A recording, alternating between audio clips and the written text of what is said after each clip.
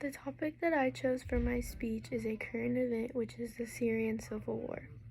The Syrian War started 10 to 11 years ago and began with citizens starting a peaceful uprising against the president, which turned into a full-blown civil war.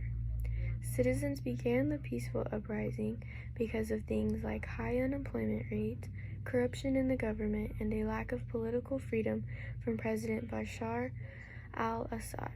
The pro-democracy demonstrations broke out in the city of Deraa after citizens had seen other countries have peaceful protests like theirs.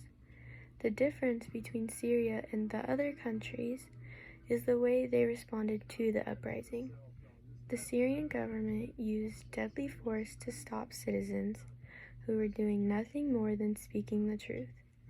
After the president ordered the military to use deadly force, the people of Syria began demanding the president's resignation from office immediately.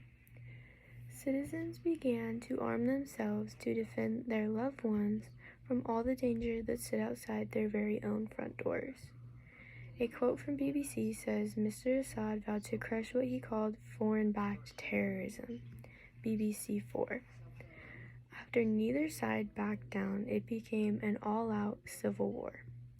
Rebel groups started to pop up, and then things turned from a battle against Mr. Assad to a battle between Syrians that foreign powers sided on and began to endorse their sides.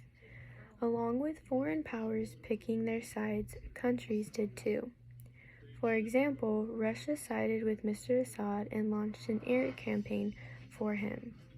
Iran sided with Mr. Assad and sent hundreds of troops along with billions of dollars to aid them. The US, UK, and France initially supported moderate rebel groups. Turkey was also a major supporter of the opposition, and Saudi Arabia helped arm the rebels. After all of the countries took their sides, the real destruction began. More than 22 million people, which is over half of the population, have fled their homes and towns. Additionally, 6.9 million do not have homes or any safe place that they can resort to where they can get food and water, so they live in tents and different shelters around the country. 6.8 million refugees have fled to neighboring countries like Lebanon, Jordan, and Turkey, which are having trouble finding enough homes, jobs, and food, and sometimes even water for them. While 84% of the citizens made it to refuge, a good number didn't.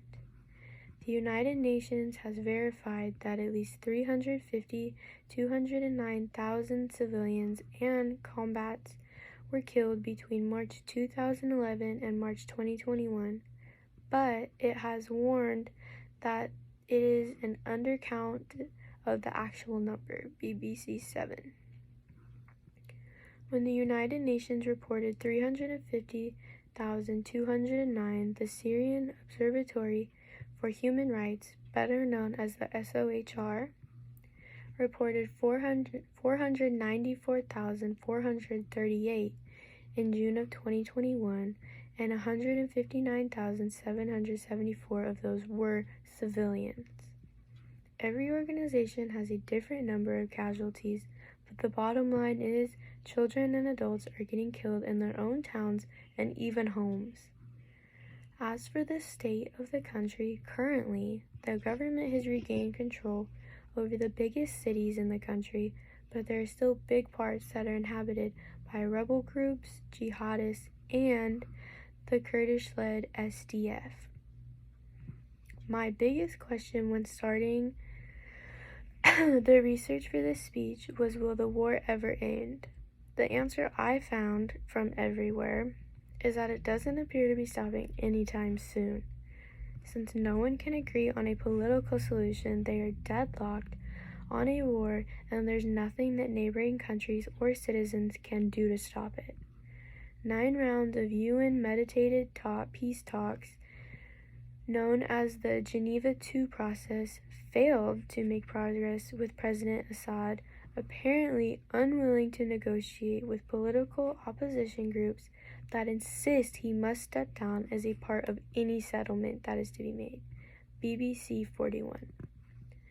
As many different leaders in respected countries have tried to make peace with Mr. Assad, he is unwilling to give even a little power up to help the citizens of his country.